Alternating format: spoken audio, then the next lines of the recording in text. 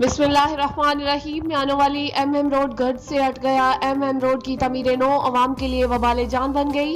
Road के साथ इलाका धोनावाला चक 4DB और मुल्हका इलाके गर्द से हट गए।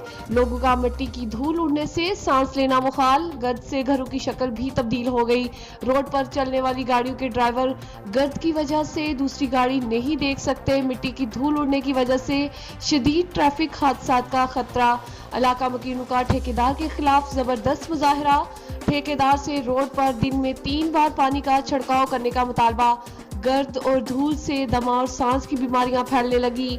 AC पीला और DC म्यानोवाली से इस्लाह हाल का मुतालबा।